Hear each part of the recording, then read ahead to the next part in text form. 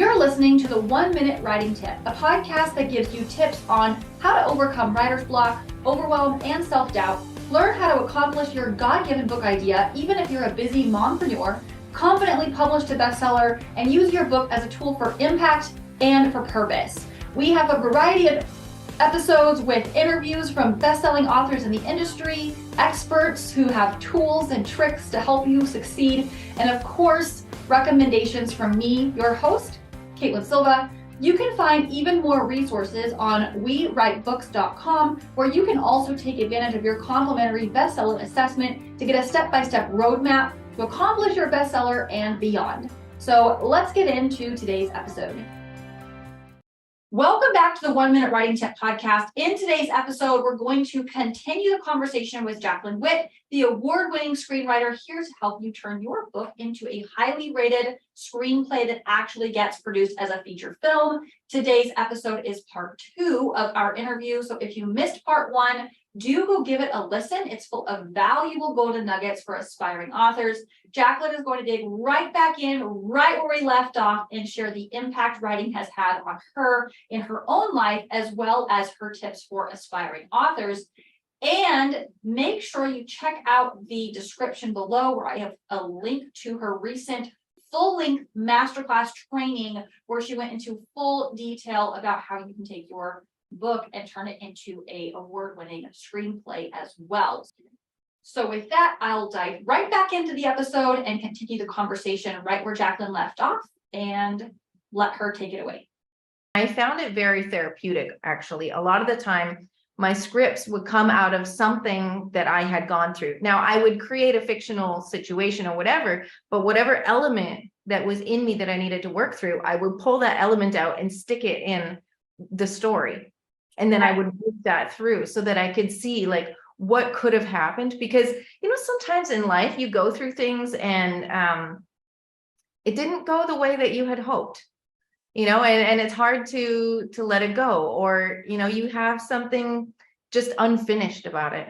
And so quite often I would take that and I would finish it, so for me, it was therapeutic because it's a release where I'm letting go, like, okay, in some realm somewhere, even though it's only in my imagination, this played out differently. And, or at least it came to some kind of conclusion, or whatever the case is. Like, I found closure in the project itself. It wasn't just, I wanted to finish something.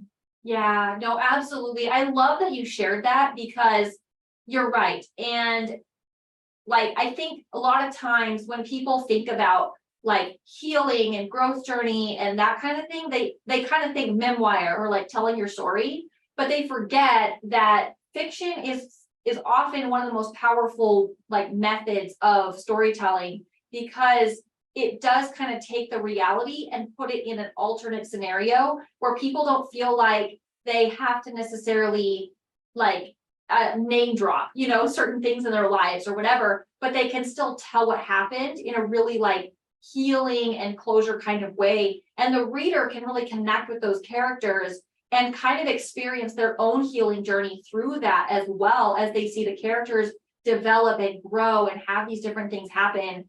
I think of so many examples in my own life of stories that I've read that were fiction, but they provided such an escape or just such a healing thing for me through things that I've gone through. So yeah, I love that you shared that. So taking all of those different pieces and kind of putting them together, what would be your biggest tips for our listeners who are aspiring authors that maybe have been in that struggle for a long time? They want to write this book or a screenplay, and they've just been stuck in actually doing that process. What would be your tips for them? Yeah, I have a couple things to suggest. So like, one of them, if it's because you're like legitimately busy, like I had a very busy house, especially when my kids were teenagers and I was homeschooling them. I also had 2 individuals that were adults with special needs that lived with us in our home that I cared for. That was part of how I was able to work but stay home. And so I ran a very busy house, and I did not have the 2 hours a day to work on screenwriting the way that I did when my kids were, babies, and they would have a nap and the house was quiet, and I didn't have that. I maybe had like, I would take my son to his, he had a social studies class that he went to with like a homeschooling group or whatever. And I would sit out in the minivan with my laptop, or I would go to the cafe that was a little bit down the street, like whichever, but I would go and I'd have an hour and a half where I could do that. And that was maybe twice a week. And so I didn't have a really consistent daily time. I know there are writers that say, oh, you got to write every day. I didn't get to do that. Writing every day it would have probably become a burden if I tried to force that to happen. But what I did do is look at what I did have, and that's what I did have. So if you can just, honestly look at your calendar and figure out what moments, like if you can find even an hour, a half hour, find something where it's like, I can fit that into my schedule consistently. And I can make that happen. I will schedule that in, and that time is for me for writing. And then try to keep up with that, like the best that you can. And one of the things that I think also has worked for me is I do not despise small beginnings. I celebrate all of the little things. And so if all I had was a few hours a week, I was happy that I had a few hours a week, because if you add that up over 6 months or a year, you've put in a lot of time, and you're that much further ahead than if you try to wait until your schedule is going to allow for you to have, time every single day to do it. Take what you can get kind of thing, and just keep at it, because it all adds up. And then the other thing is mentorship is amazing, because mentors can help you understand how to get where you're going faster, so that you avoid a lot of that frustration of trying to figure it out on your own. And like, I want to talk to you after about my book, because I feel like I know I'm on the right path, but I also feel like there's probably things that I could know that would help me get where I need to go with less frustration, and feeling like I'm clearer on where my project is in the development process and all of that. And so I'm actually glad that I met you, because I would like to learn that. I've learned the value of mentorship is beyond beyond what I could really express, because I am very much a self-learner. Like growing up, like the instruments that I learned, I only had lessons for 2 of them, and I ended up learning 10 instruments by the time I was finished high school. So I just borrow an instrument and take home a how-to book, and I would learn it over the weekend or whatever, just because I love to learn. I love music, and I have that self-motivation, right? But once I started working with mentors, it was amazing how everything just kind of became exponential. Like the process of maturing just like snowballed.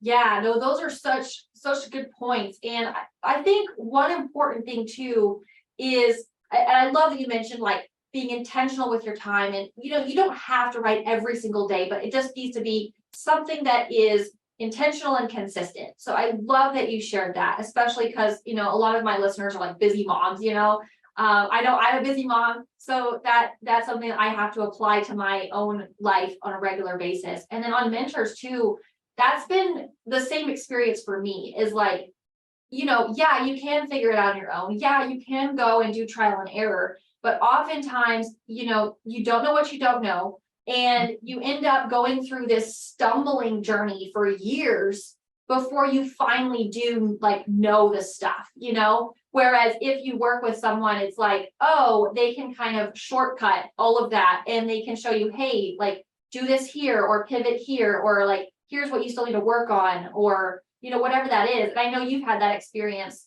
with your screenwriting as well, for your mentor. So yeah, I love what you shared there. So other than the book, is there any upcoming projects that you would love to share about? Well, actually, my husband and I started a screenwriting academy. It's family-friendly screenwriting academy. And we are teaching different programs. We actually have like character development. There's a 4-week masterclass in August. But then we also have a book to screen program, which is for published authors that want to turn their book into a screenplay so that they can pitch it to a producer.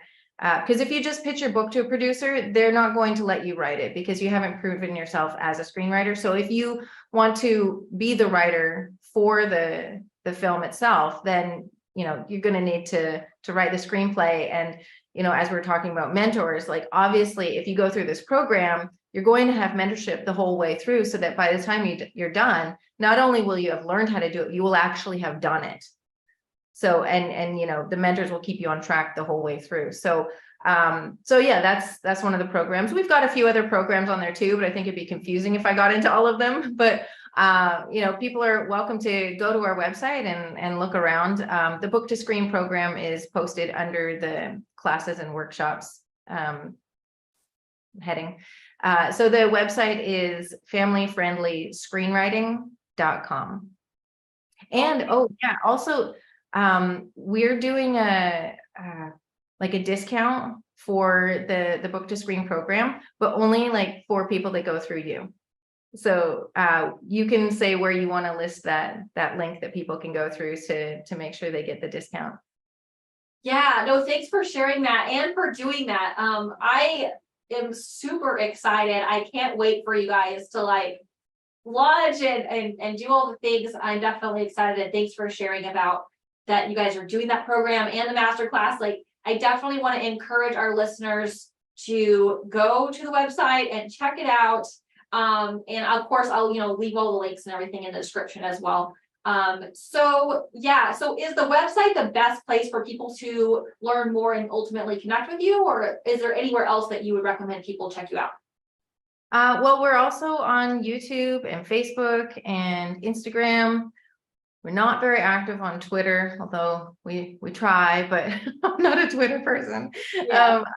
I think Facebook and YouTube is where we are most active. And actually, I just recently started doing YouTube Shorts. I also have the Reels on Facebook, but probably YouTube Shorts is the best way to find it. It's actually screenwriting for authors, where I'm just giving 1-minute tips of these are things that if you're an author thinking about wanting to have your book turned into a movie, these are little things you need to know along the way. And so I'm releasing 2 episodes a week. So episodes are 1 minute long, but they're just, it's one point, but it's a very important point.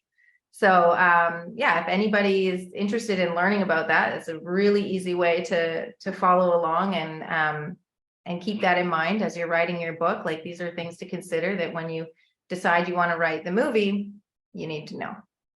Yeah, I love that. That's so exciting. I am definitely going to be following you guys on the Screenwriting for Authors Shorts. So for all my listeners, if you do want to learn more about Jaclyn and the Book to Screenplay and just everything that she's doing and get tips on how to convert your book to screenplay, then do check her out. I will leave all of those links in the description for you guys.